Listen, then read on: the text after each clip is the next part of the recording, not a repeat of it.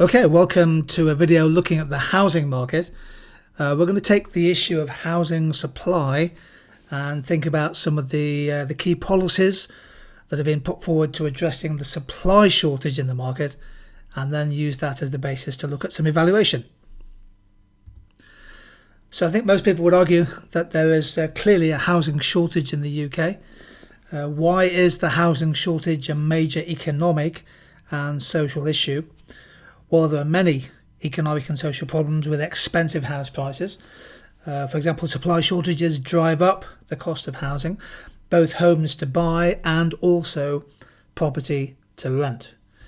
Poor housing affordability reduces the geographical mobility of labour, which itself is a cause of labour market failure.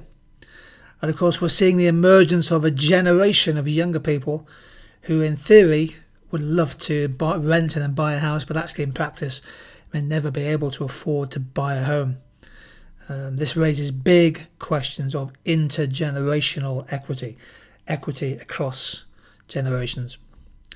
One other cost is that as house prices and rent levels go up, that increases people's dependency on housing benefit, which then increases welfare spending by the government, which in turn places extra burdens on taxpayers. You can build a chain of reasoning there. And widely, house prices across the UK and poor affordability, measured by high house price to earnings ratios, make it much harder for the government to deliver public services. There are big skill shortages in the National Health Service and in state education, which high property prices find it much harder to resolve. And then there's the wider question about well-being and living standards.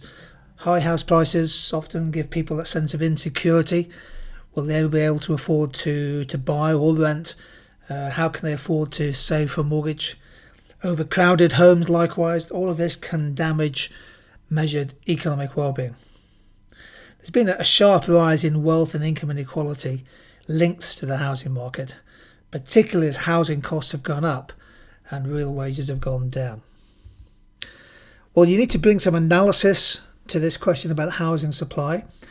In the short term, the supply of new homes tends to be price inelastic. Typically, this is because it obviously takes time, oftentimes many months, perhaps a year or two, for a new housing project to be completed. There could also be some delays in the planning process, particularly if existing residents complain. And then there's the issue of the amount of spare capacity in the construction industry. Do they have the skilled workers? Do they have the raw materials, the component parts, the cement, the bricks, the glass, the steel, etc.? Can they get hold of all the materials they need?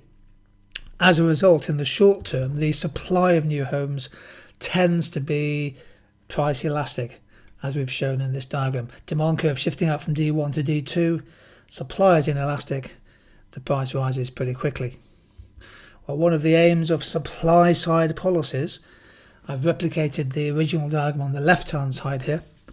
One of the aims of supply side policies is to shift the supply curve outwards from S1 to S2, and I've also drawn it as a slightly more elastic supply curve, hoping to show there perhaps an innovation in house building or lower delays in planning, which allow the supply of housing to be more responsive to demand.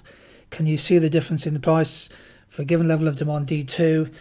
If we can increase supply, so it should be from S1 to S2, if we can increase supply, then the price should come down. So what are some of the options that the government introduces by way of interventions to address the supply shortage in the market? Again, the focus of this question and this evaluation is the supply shortage issue. Lots of things the governments can do. They can relax planning restrictions on where new homes can be built.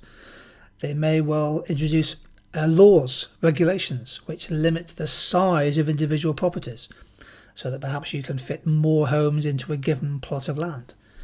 They may introduce a law requiring a minimum percentage of any new development. Let's say 100 new houses, let's say 20 have to be affordable homes. The government's also tried to reduce VAT to housing companies developing on existing brownfield sites, former industrial buildings, for example. And there could be some tax incentives to try to increase productivity by opening up the market to smaller builders, perhaps more innovative builders who do things in different ways to the established construction sectors. Another way is to allow local authorities to go to the capital markets to borrow money through the issue of bonds to fund new social housing to increase the supply of affordable local authority homes. And the government could also release surplus government land, for example, former Ministry of Defence sites, former airfields, what have you, former barracks in towns and cities, to release that for new house building. So, and there are other policies as well, but I've just listed 7 for you there. There are lots of things the government could do by way of a supply side policy. Then we have to evaluate. So part of the analysis is to say there's lots we can do to increase supply. However, there could be some risks, there could be some drawbacks with the interventions. Let me give you 5, if you like, evaluation points. The first is there's always a risk of government failure. So governments have a well-intentioned objective in the UK. They want to build, or they want to add 1 million new homes to the housing stock by the end of 2020, over the last 5 or 6 years. It's a pretty tough ask, but it's not just how many homes are built, it's also where they're built and also what type of homes. So if you just set a target for house building, that could lead to unintended consequences and misallocation of resources based on imperfect information. Secondly, if we allow more homes to be built, there could be some environmental risks, especially if more homes are permitted close to or built on floodplains. That would increase the risk of homes being damaged, costly repairs and things due to flood damage. Anne Pettifer, superb economist, has a great point, which is it's an A-star evaluation point in every aspect, that building more homes doesn't necessarily solve the housing crisis. The problem is both a combination of limited supply and a lot of speculative demand. Her quote here, the problem of inflated house prices lies in property speculation. It's not necessarily, according to her viewpoint, a fundamental supply side issue. Governments might focus, instead of increasing supply, they may focus on the demand side.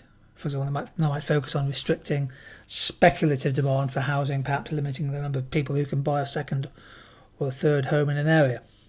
And of course, when you're evaluating policy, think about short term, think about long term. So short term policies may be effective. In the long term, over a 5, 10, 15, 20-year horizon, across a generation, if you like, we need to move to much more sustainable innovation in house building. Now, where that innovation is going to come from, in terms of how houses are built, in terms of the materials used, in terms of the speed of construction and the environmental sustainability, I'm not quite sure. But clearly in the long term, there needs to be a move towards sustainability to reshape the idea of housing construction in the UK. And that's a kind of fundamental evaluation point which goes beyond one economic cycle. So there we go. This is one way that you can take a particular issue, the housing shortage, and think about how to evaluate policies to tackle the supply problem. Okay, thank you.